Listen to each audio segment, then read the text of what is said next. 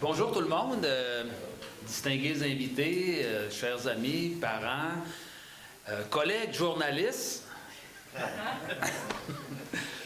Ça fait vraiment plaisir de vous voir ce matin parce que quand on travaille fort sur quelque chose, on aime ça voir qu'il y a certains appuis. Fait que vous me faites chaud au cœur d'être ici, là, ça me fait du bien de vous voir. Puis on va procéder rondement sans grand protocole, sauf que je vais demander à Ghislain, le maire de Péribonka, de venir nous dire un petit mot, puis après ça, je vais vous expliquer qu'est-ce que mon projet.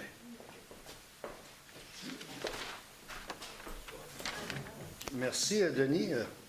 Je ne lirai pas tes notes parce que c'est inlisable. C'est codé absolument. Membres des conseils municipaux, distingués invités, chers amis, à titre de maire de la municipalité de Péribonka, je vous souhaite la bienvenue dans notre municipalité. Je connais Denis depuis plusieurs années. J'ai même siégé avec lui lorsqu'il était maire de Péribonka, tout comme son arrière-grand-père, que je n'ai pas siégé et que je n'ai pas connu non plus, le fondateur de Péribonka.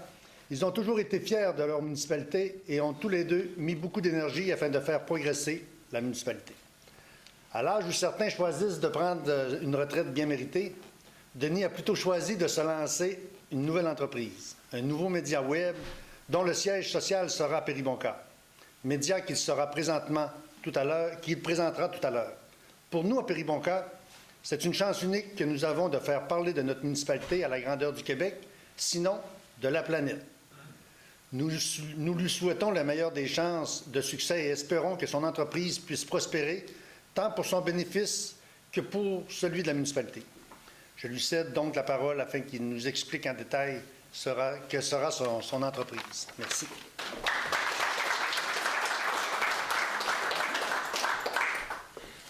Merci beaucoup, Ghislain.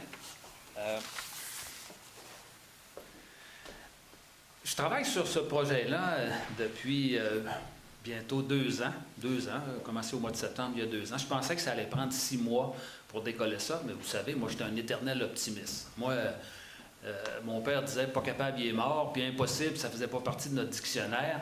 Puis moi, c'est sûr que ça va bien aller, puis c'est sûr que ça prendra pas de temps, puis c'est sûr que ça va marcher, puis c'est comme ça. Puis je pense pas de changer à l'âge que j'ai là. Mais c'est une chance parce que quand tu n'as pas cette vision-là, c'est qu'à un moment donné, tu t'aperçois qu'il y a plein d'épreuves ou en tout cas d'étapes que tu n'avais pas prévues puis que là, tu as envie d'abandonner. Mais moi, je suis optimiste de nature. Puis, ça a été beaucoup plus compliqué que je l'aurais cru. J'ai fait des détours que je pensais des raccourcis. J'ai acheté des équipements que je n'avais pas besoin. En tout cas, disons que ça a été une longue saga, comme on pourrait dire.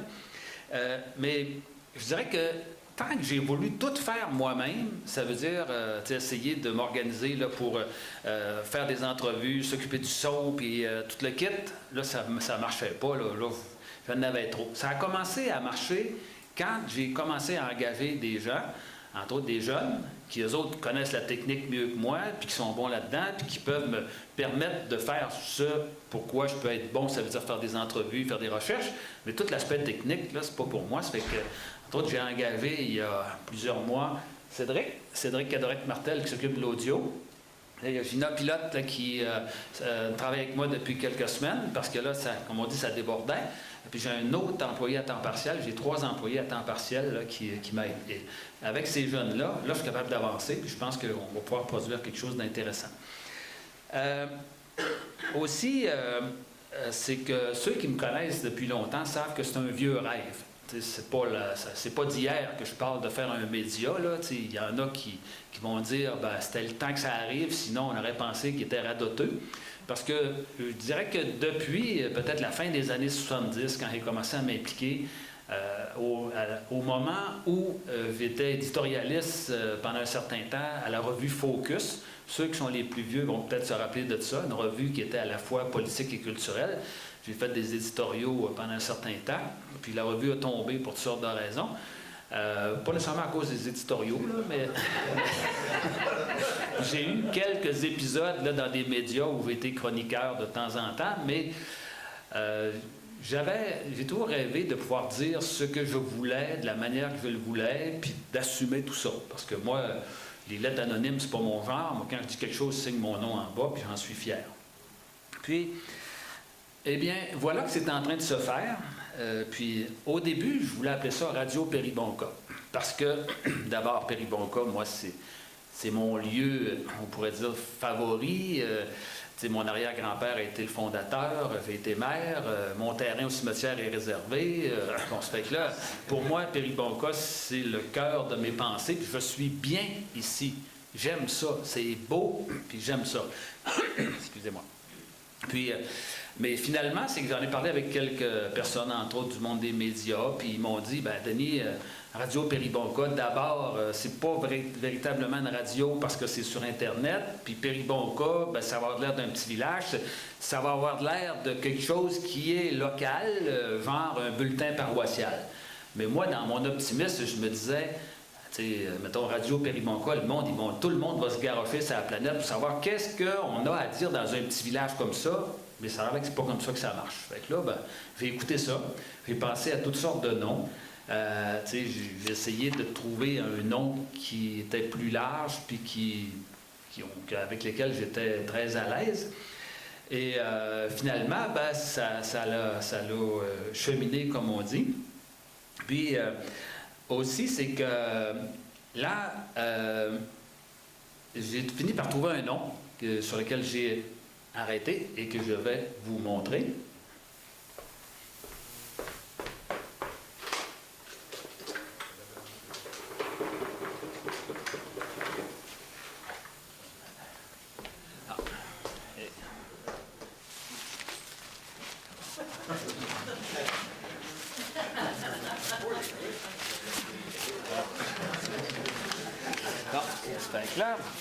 Ça fait que... Et finalement, le nom, ben, c'est Option Région. Je pense que ça représente bien ce que je veux faire. J'ai toujours été très régionaliste. Ça représente aussi ce que je suis. Et je pense que ça peut... Puis région avec un S, hein, ça, c'est ça qui est le plus important, là, c'est région avec un S, parce que je ne veux pas faire quelque chose de Saguenay-Lac-Saint-Jean. Bien sûr que je vais parler du Saguenay-Lac-Saint-Jean parce que c'est ma région, mais je veux parler de l'ensemble des régions du Québec, faire en sorte que l'ensemble des régions puissent se redonner un certain espoir parce que c'est pas nécessairement facile présentement. Puis comme j'ai dit à certains, il y a des gens qui m'ont dit « Denis, tu vas-tu compétitionner nos médias locaux? » Non. Non, moi je veux faire un média national à partir d'une petite communauté qui va s'adresser à l'ensemble des Québécois et des Québécoises qui veulent entendre parler des régions, parce que, vous savez, présentement, là, c'est qu'on a complètement abandonné les régions au niveau de l'actualité nationale. Ceux qui écoutent les nouvelles, là, vous savez qu'on est très bien informés. On sait, par exemple, que telle bonne fontaine sur la rue Rachel à Montréal est fendue. On sait qu'il y a des nids de poules sur la rue Sainte-Catherine. On sait qu'il y a des problèmes de stationnement sur le plateau Mont-Royal. Ça, c'est toutes des nouvelles nationales. Mais la forêt, ça, on ne parle pas de ça parce que ça, c'est un sujet régional. T'sais, et ça l'a pris... disons que ça s'accumule depuis longtemps, cette idée-là. J'étais pas mal tanné là, de voir qu'on traitait les régions de manière un peu comme si c'était quelque chose qui était appelé à disparaître. Pourquoi qu'on parlerait de quelque chose qui était à disparaître? Parce que vous savez, la solution, c'est de fermer les régions. Selon certaines personnes de Montréal, c'est ça la solution. Pour eux autres, c'est que la solution, c'est de centraliser. La centralisation, c'est ça qui est le plus efficace, c'est ça qui est le plus économique. Puis en plus, ça tombe bien, c'est eux autres qui en profitent. Fait que, comme par hasard, c'est eux autres qui en profitent. Fait que quand on parle de décentralisation, ça ne les interpelle pas, eux autres. Puis eux autres disent c'est mauvais. Le monde ne sont pas capables de prendre des décisions eux autres mêmes. T'sais. Mais combien de décisions ont été prises au central, à Québec ou à Montréal qui ont été très mauvaises? Moi, je suis persuadé que les gens dans les régions, que ce soit ici ou ailleurs, sont aussi intelligents, aussi compétents, puis qui devraient prendre plus de décisions par eux-mêmes pour une raison bien simple, c'est que quand les décisions sont prises à Québec ou à Montréal, de toute façon, c'est nous autres qui assument les conséquences. Puis bien souvent, elles sont négatives. bien, tant qu'à assumer les conséquences, prenons les décisions. Et c'est un des aspects que je vais développer à l'intérieur de mon média. Je vais vous montrer comment ça fonctionne. Ça fait que on va baisser l'écran. Puis si vous voulez, parce que c'est un média web, il faut que vous ayez un ordinateur, pas compliqué. Vous allez dans la barre d'adresse, on va voir ça.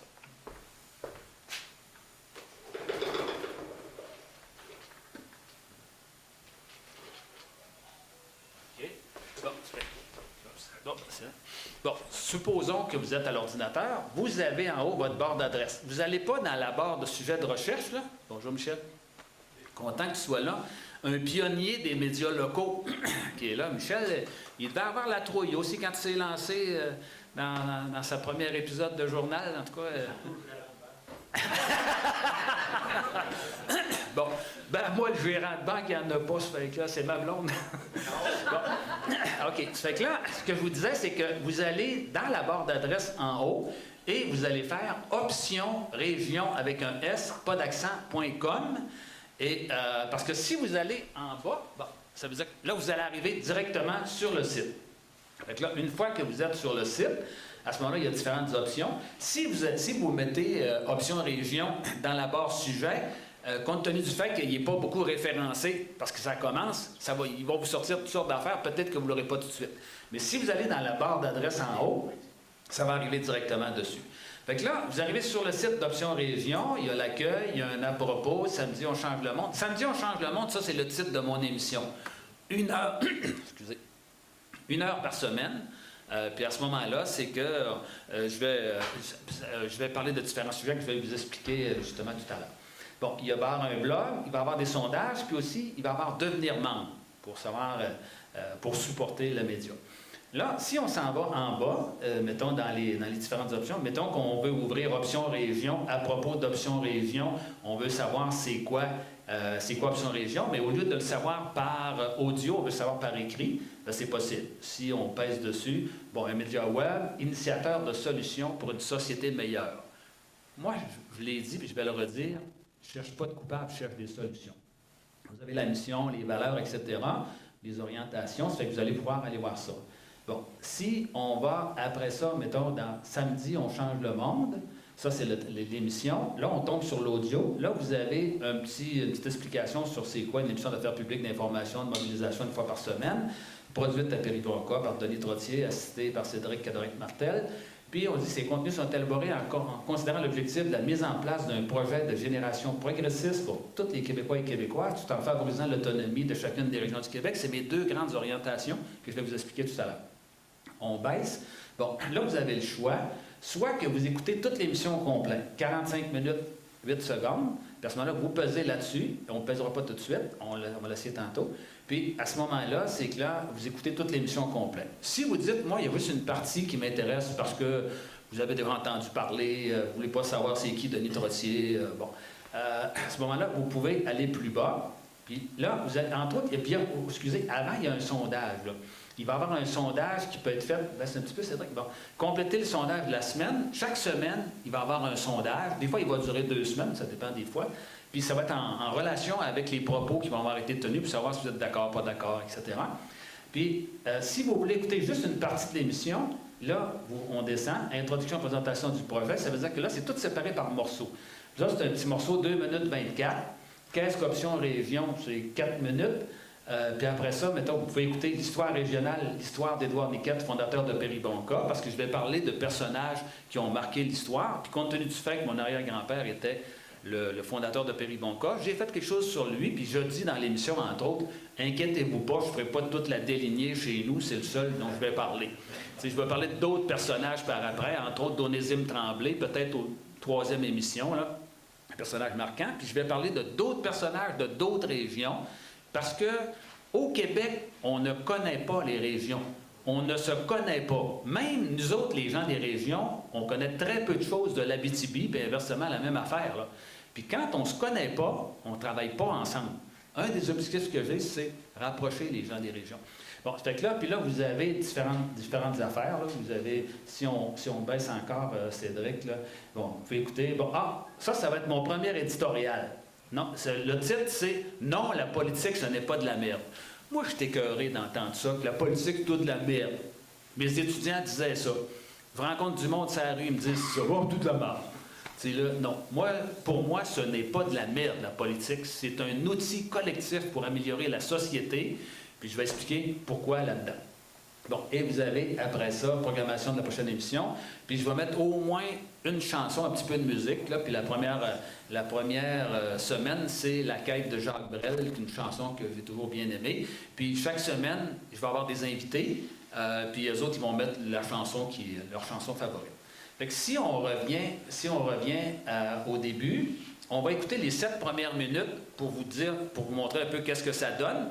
Puis ça va m'éviter de parler, puis ça va raconter en gros, c'est sûr que vous autres, vous me connaissez, là, mais ceux qui sont, en Abitibi ou à Montréal ou ailleurs, ne connaissent pas. Ça fait qu'à ce moment-là, je me présente, puis j'explique c'est quoi le projet. Fait qu'on écoute ça pour 7 minutes.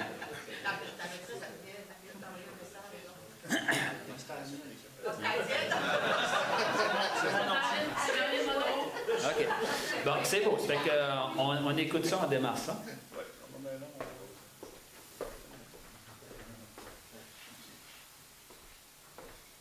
La musique, c'est Cédric qui a fait ça.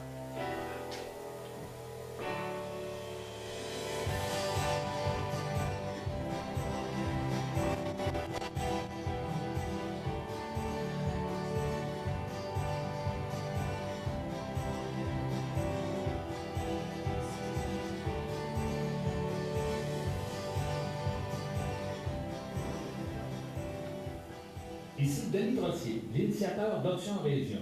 Dans le passé, j'ai été professeur de sciences politiques et de sociologie, militant écologiste, maire de Péribonka, préfet de la MRC Maria-Chapdelaine, député de Roberval, et je suis marié depuis plus de 40 ans, père de 3 enfants et bien d'autres choses. On a besoin d'un projet plus grand que nous pour améliorer notre société. Option Région, c'est aussi informer, divertir, développer la fierté, inciter à s'engager tout en favorisant les rapprochements intergénérationnels. Somme toute, un nouveau média qui veut faire l'événement plutôt que de le suivre. Pour ce qui est du contenu de samedi On change le monde, premièrement, il y aura des entrevues avec des personnalités principalement québécoises dans différents domaines qui seront interrogées sur leurs réalisations, leurs priorités, leurs visions, leurs solutions. Il y aura également une chronique J'ai lu, qui est un résumé de livres ou d'articles intéressants tirés de divers journaux ou magazines. Une chronique historique sur de fortes personnalités régionales, c'est-à-dire de courtes biographies de personnes marquantes de chacune des régions. Les solutions et coups de cœur d'Option Région, des éditoriaux, des solutions, également afin d'avoir l'opinion de nos auditeurs, des sondages qui seront faits régulièrement sur différents contenus traités à l'émission. Et maintenant, place à l'histoire régionale. Aujourd'hui, je vais vous parler de mon arrière-grand-père et de mon arrière-grand-mère qui sont fondateurs. Vous pourrez continuer d'écouter. Puis je vous dirais que l'histoire de mon arrière-grand-père, mon arrière-grand-mère vaut la peine d'être écoutée parce que c'est du monde qui ont tout donné pour leur communauté. Ils sont arrivés ici avec beaucoup d'argent, ils ont beaucoup travaillé, puis ils sont morts avec plus une scène. Ça fait que je pense qu'ils ont aidé beaucoup plus qu'ils en ont profité, mais c'est des gens qui croyaient dans le territoire dans lequel ils étaient. Puis ce que je souhaite, c'est qu'il y ait de plus en plus de gens comme ça qui croient dans ce qu'ils font, qui croient dans leur territoire, parce que c'est comme ça qu'on va faire un Québec qui va être, dont on va être fier et qui va être prospère. Bon.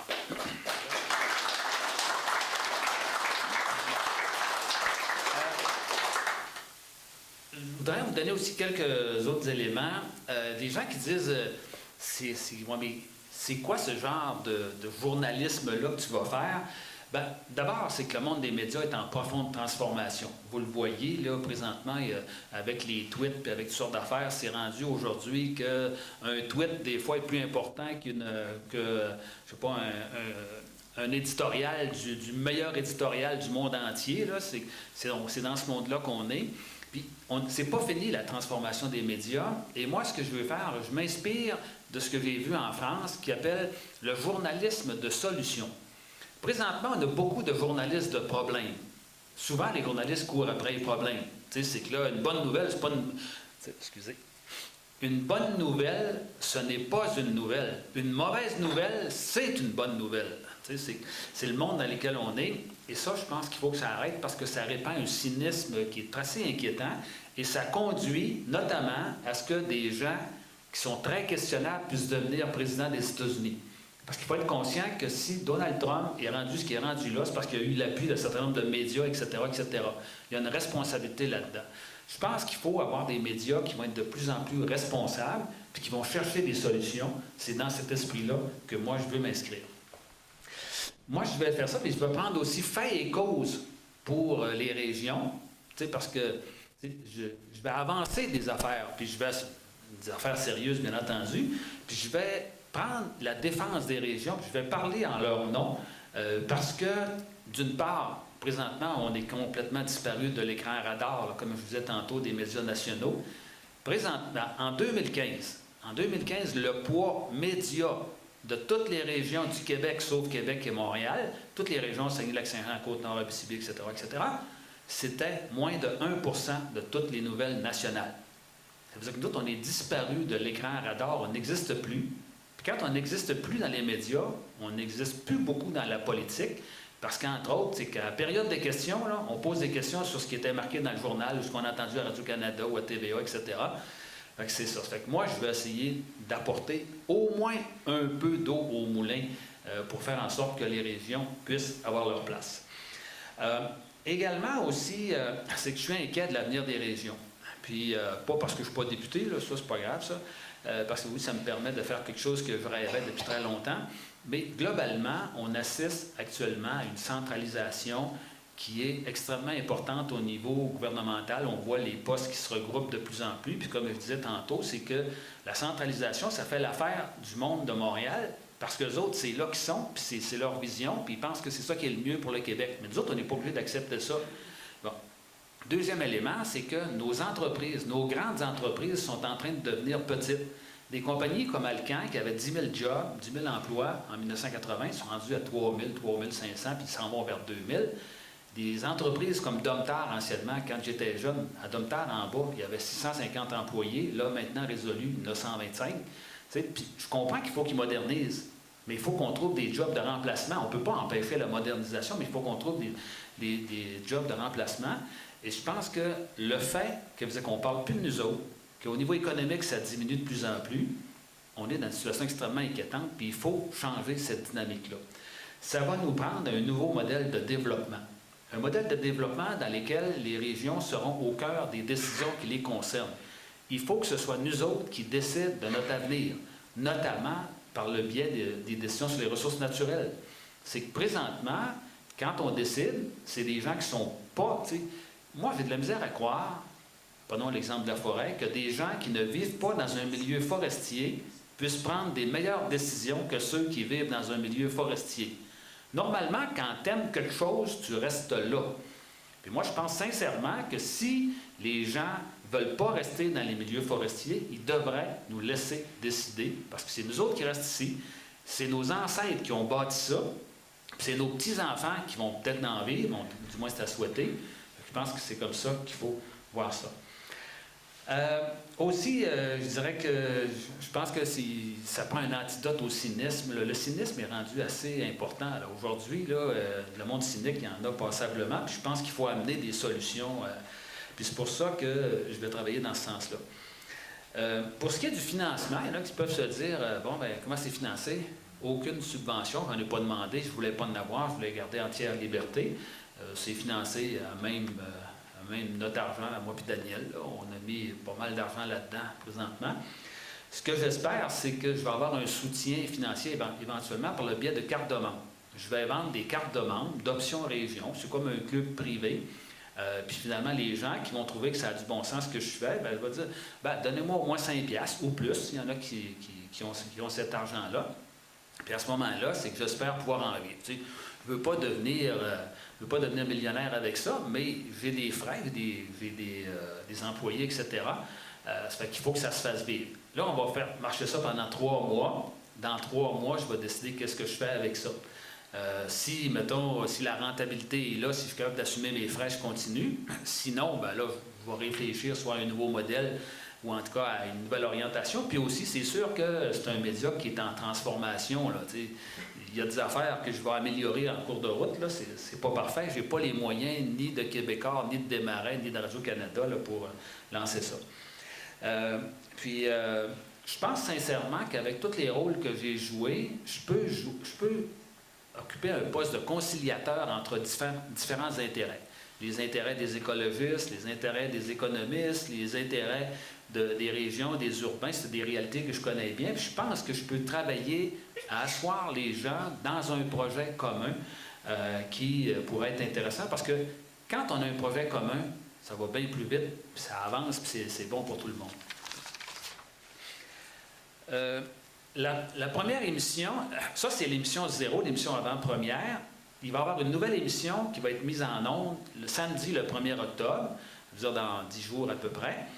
Puis la première émission, l'entrevue principale, c'est avec Mme Claire Bolduc, qui est ex-secrétaire ex-présidente, excusez-moi, de Solidarité rurale, qui va être ma première invitée.